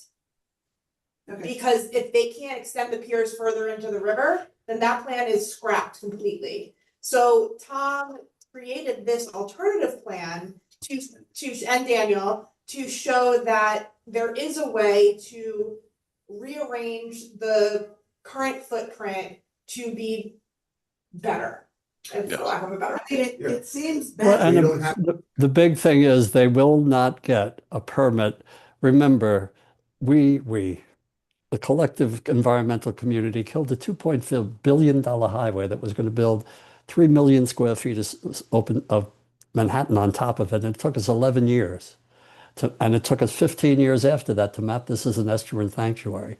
How quickly do you think the environmental community is going to roll over, excuse me for being blunt, for another 6 acres of this incredibly precious estuarine sanctuary to be landfilled? It's not going to happen. You need Fish and Wildlife Service, NOAA, Army Corps of Engineers, New York State DEC permits to do this. And if you want to get something built, this is not the way to do it, by filling in the river. And nobody's ever said how they're going to do it. People can't even get a permit to put in a dock in New York. How are they going to get a permit to fill in 6 acres of the river? It's just, it will slow the thing down and you'll never get your electrification. Excuse me. The gentleman has his hand up. I guess the question is, again, from the time frame of where we've now been told we need to wait till the thing's built before we get any shore power. Is this plan something that could be considered to change what we have to apply for permits? Or are we waiting to see if the permits get turned down and then here we have a plan B? I just don't understand the political process. How much of this is EDC seen? Tara is on here now watching it. Okay, So, okay, that's all. so, yeah, so it's, Fundamentally, we want it done faster. yeah, but again, it's, it's a mega project. We're It seeing is. Port Authority is a, 6-7 year project. The Gateway Tunnel is like a 16-year project. This is not gonna happen overnight or in any faster way. And I do appreciate, and I think it is good to see other points of view and other options. So, I do have a few other questions and just one point to make. So, Tom, you mentioned landfill. So I don't believe EDC was planning to. No, platform. Yeah, platform. Yeah. And then, one of the main concerns that we have as a community is the tractor trailer staging. Currently, they park on the service road outside of Clinton Cove and idle, sometimes overnight. The EDC plan kind of had them going into staging facilities on the pier, but now that everything is elevated, where would those tractor trailers be? Where would they potentially stage? Would they be staging like in the bus area? No, they'd be the same, again, the same as the master plan. The tractor trailers would be on the pier on the lower level of the pier. The next level up is the passengers entering the ships, and then the roof would be green. So it's the same physical outlay for traffic and cargo as the master plan. We understand it's a terrible problem. I have one of my doctors is on 54th Street, and I go by there often, and they're idling all the time. If not them, the buses.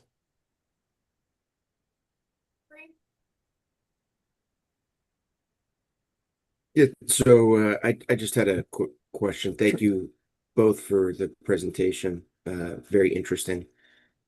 It's been my understanding that what has been presented to us by the EDC has largely been conceptual and that nothing has been set in stone.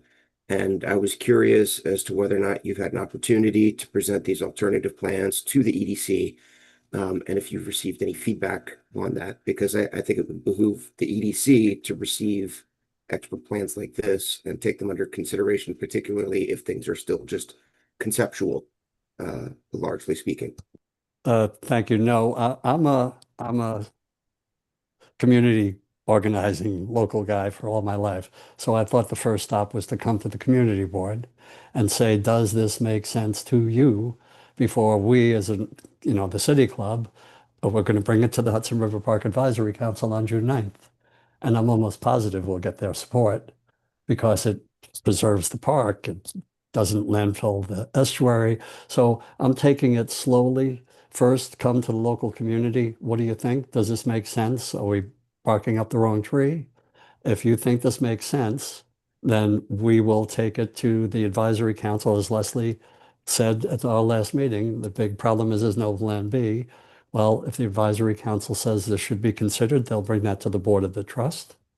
And if the community board thinks it's considered, maybe collectively, when we write, I'll write an op-ed in Cranes or the Daily News, and we'll bring it to the attention of the mayor and EDC, saying that we think it will save the money, be done quicker, and be a better benefit to the public.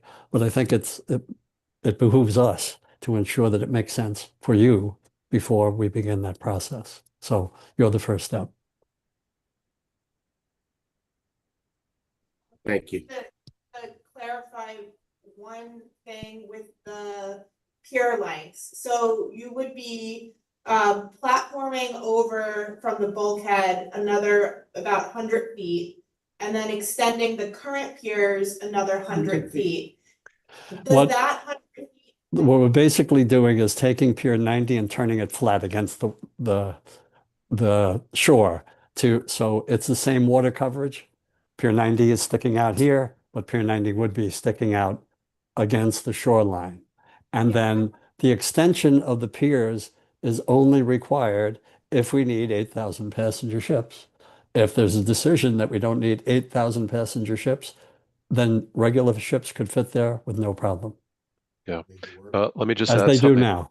Yeah, if I could Sorry. just add something to that, because I think there's a little confusion over how long the piers have to be and so on. What Tom is saying is correct. However, let's say ultimately the decision is to accommodate these super carriers. The master plan is proposing piers that are 1,200 feet long. Our option, because we want it to be similar and functionally to the master plan, also has a 1,200 foot long pier. However, we are starting the pier much closer to the upland. We're only going out 100 feet. They're going out 350 feet. So effectively, their pier is 250 feet further out in the river. You do not need the word. They would. They Yeah, so just confirm, so much you'll never get. if well, I mean, it's That's less. what you just said. So if EDC, or for some reason this plan ends up, becoming adopted, if you had to go out that additional 100 feet for the larger ships, that would still need to have the WRDA approval? Correct. So Yes. if the bottom line is if WRDA says no, there are no mega ships. So it's a moot point. If WRDA says no, then a plan similar to this could work within the existing footprint Correct. of the train. There's no mega ship. With no mega ships, with the current 5,000, 6,000 passenger ships. I like this better without the mega ship. Yeah, it's a broken- it's too many people. I agree. I agree. They'll be all over the park. My younger brother and his family. It'll be a crowd. Well, good thing is they're going and coming. They don't care about the park. They just want to come and go on the ship. Yeah. Okay, great. Well, I really appreciate you coming to us with this plan. Unfortunately, we do not have quorum today, so we can't take up any potential letters. But we thank you for this, and we will encourage EDC to watch this recording and look at it and see if they can incorporate some of these features and maybe have an alternative for if we do not get the word out. It's a great plan. Yeah, it's visually very nice. I appreciate having the additional open space that is up to the sky, and also the esplanade and the bike lane. That is a very tough area to walk by. There's really no sidewalk. You're just on a little cobblestone path adjacent to the bike lane, and it's not That's great. terrible. So And if you think of Pier 57, those rooftops could be rock and roll. You go up on an elevator, the same way you do from Pier 57 on the first level to the roof. You're not bothering anybody security-wise, and you've got these beautiful vistas of the harbor and wonderful open space. I would, and as again, I would like to bring this to the Hudson River Park Advisory Council on June 14th. And I know you don't have a quorum to, but can I say that I would like it if the community board would request that this become a plan B. Not that they consider blah, blah, but say, you didn't have a plan B. We've asked for a plan B. We want you to consider this as a plan B. That I would appreciate it if you could consider it. But it would require a quorum and a broader discussion. But I assume that it's okay to bring it to the Hudson River Park Advisory Council and say that it was well received at the Waterfront Park and Environmental Committee's meeting. Is that an appropriate description? Yes, you can let them know it was well received by the Waterfront Park and Environment Committee. And that we appreciate seeing a plan B. Yes. Thank you very We much. don't approve a plan B or a plan A, but we're glad that two plans on the table. Yeah, Great. so, we definitely have to obviously look into things Sure. further.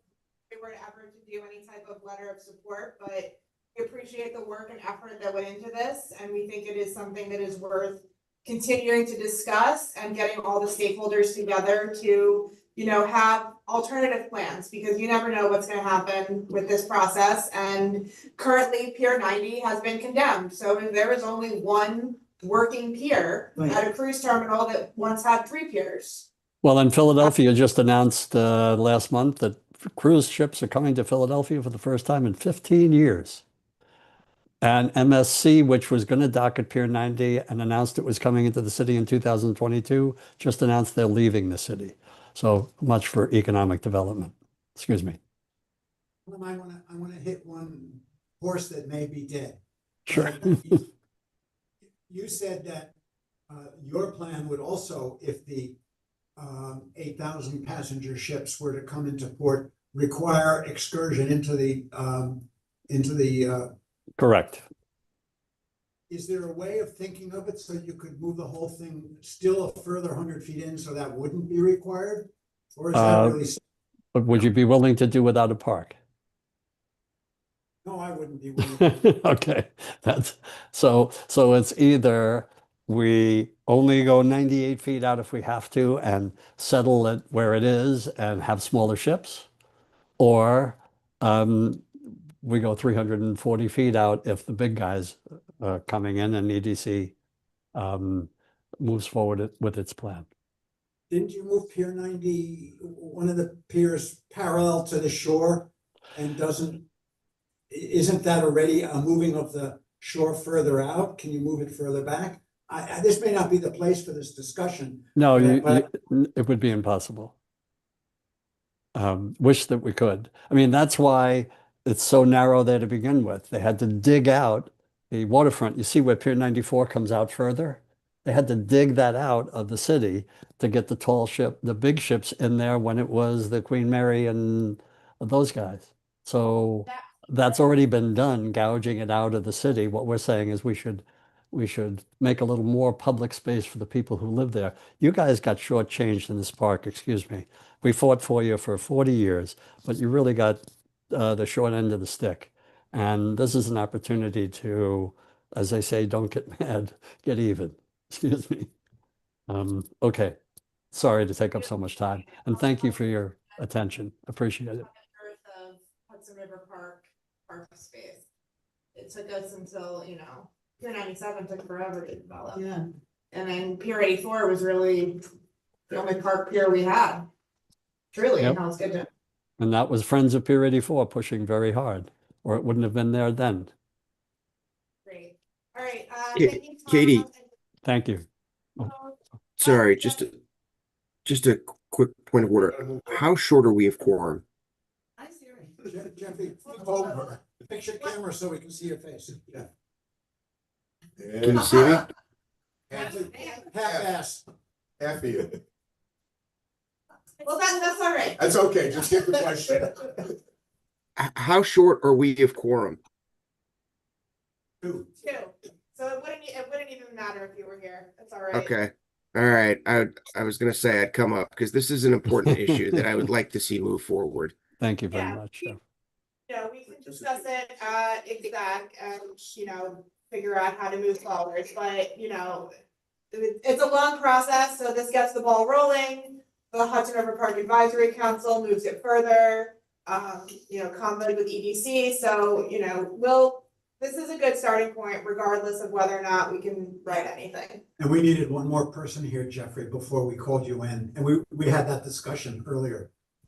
You didn't hear it, but we did talk about it. Well, again, I think this is the first step in a long journey, and I appreciate the opportunity to speak. Thank you very much. Thank you. Same here. Thank you all. Thank you. All Bye-bye. right, we have one more agenda item, but, it was about a letter that we'll just have to put as a new business item for a full board. Well, we Because should- we've learned that that's what we can do. Yes. So we will discuss the Packaging Reduction and Recycling Infrastructure Act that was presented last month. We will discuss a possible position and then bring it to full board as new business since we don't have quorum. I'm not gonna take it personally that my entire short tenure, we've never had. You've never quorum. had quorum. Take it personal. All right, Marty, I'll kick it to you for the, So have you had a chance to look at the letter that was in the Yeah. Dropbox? mhm. I'm trying to find it here. This is it. Yes, yep. I throw it open to you. Is this the letter we bring to the full board, or is it, I solicited modification comments and I got none. So I'm assuming that with one word change on line 48, that this is what we should be bringing to the new business, and that you agree we should. So apologies, Yes. I didn't see the solicitation, so, I don't know how I missed it or was I didn't want it. It was in Janine's letter. Did you get Janine's emails with the agenda? Yeah, yeah. Yeah, so this was in the Dropbox. I was on the job.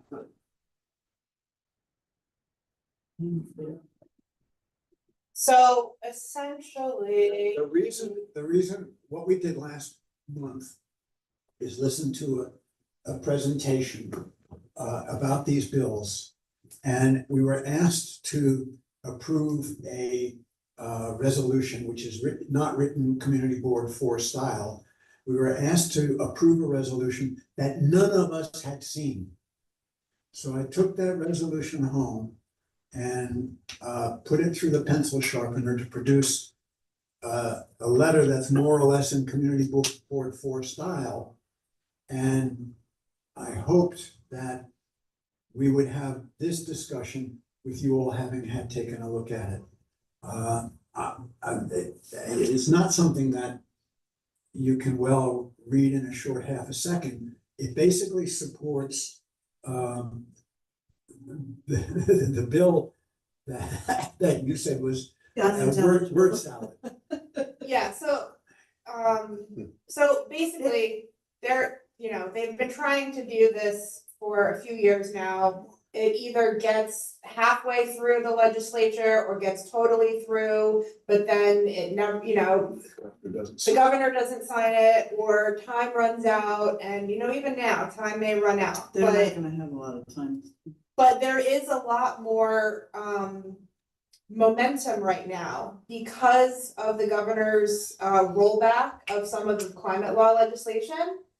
That advocates are pushing this as, well, if you're gonna roll that back, then you need to at least do this. This is not like some groundbreaking thing. It happens in a lot of other countries. Frankly, Europe is so far advanced in their packaging, it's insane. Like I don't know that you would see stuff like this. Right. Like things are done in a much more environmentally conscious way. So this would be New York's way to do this. And, there are some things like Dasani comes in aluminum bottles now, not just plastic bottles, but you don't see it here in New York because we don't require them to sell it that way here.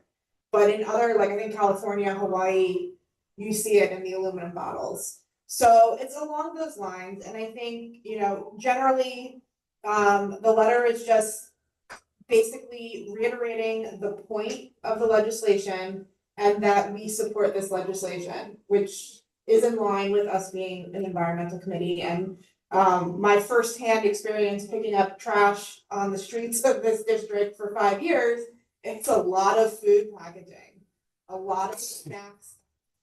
And, this would go a long way to preventing some of that litter, which does eventually end up in our waterways after a heavy rainstorm. So what I liked about the bill is that it covers a lot of what Katie just talked about. It has careful definitions of recyclable, recycled. It does that nicely. Lots of, yeah. It clarifies some of the language of recycling. It imposes on producers the responsibility to produce packaging that fits with what Katie just said. And it has a few shortcomings. It leaves a lot to regulation. It can't cover it all. It has timelines that go out 30 years or something like that with reduction targets in each one of those years that increase what is recycled. I think I use that word the way that the legislation uses it, meaning that it is captured, it is brought to processing plants, it is remanufactured and actually put out as a new material. And that recycled asset have that entire process. And all of that is good, the kind of thing that I think we support. The fallback, the shortcoming is that there are a lot of words in that document, and there's a lot left to But regulation. there's some infrastructure in there, and isn't it, you have to contract with, each producer needs to pick some entity that it works with Yes, to certify this, so. I mean, it's complicated. It is, It's gonna be hard to execute. it's complicated. Everything in New York seems to be complicated. So That's what I was just saying, I couldn't figure out the leave infrastructure. that to the Regulatory. professionals, the Okay. paid people to figure that out. Okay, fine. We just wanna show our support for something that, Completely on board for that. that's Dates why are this like- letter's okay. relatively short. Yes. yeah. The one note I have is I noticed, was it Kristen? She mentioned, Kathy Hochul, but I do think we should ensure that we copy all of our elected officials at the state level, as well as, the leaders of both the Assembly and the Senate. So that's, Tony Simone, Linda Rosenthal, Deborah Glick, Eric Botcher, Liz Kruger, Carl Hesty, and Andrea Stewart Cousins, along with Kathy Hochul. Just to cover all of the bases in the state, so they're fully aware of our position on trying to do something for the environment. Good plan. Cool. Go for it. So we will, submit this to full board as a new business Business item. item. Letter, new business letter. If when you, I'll look at it if there's, if there's editing you wanna do on it, just send it to me. Okay. And, I mean, I read it today, and there was a sentence in there that I said, I wrote that, I don't understand what the hell it means. And then I went back and I figured it out. It required a word. Yeah, so it's in the Dropbox titled, WPE Letter Repackaging, Reduction and Recycling Infrastructure Act. Which is what the act is called. And it's the Although Marty, last- I've got to say, for such a complex, ridiculously like crazy bill, I love how short and to the point this letter is. So It's great. Just right, get it done. And just think if he didn't list it, it would have been even shorter, if he would have put side by side. Well, thanks, Jeff. And there is one, I was thinking about whether or not you include that little section in the bill that has all the materials that they're not allowed to use. And I thought, since these short letters are after all educational, this is one of the more important lists in the bill of stuff that you are not allowed to use in packaging. I was glad to see styrofoam was in there. Yeah. It's really upsetting when I go to other states and see styrofoam, like they still use styrofoam in North Carolina. Out in the. All the stuff. Like, yeah, it just feels like I'm in a whole nother country.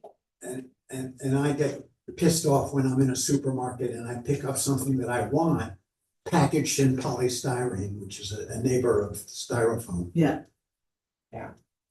All right, So thank you, folks. Thank you. Old business, do we have anything? I don't believe we do. So we have something we can actually vote on. Oh, adjourn. No, we can't vote anymore. We can't adjourn. We can't adjourn. We can't adjourn because we're not performing to adjourn. No, we can't vote on that. We can decide to adjourn. We can't Oh, vote so on maybe that. we don't Would have to anyone do be a motion okay to if we adjourn. adjourn? We're done. We're done. Okay, Yay. motion to adjourn. Thank you for coming. Done. Thank you.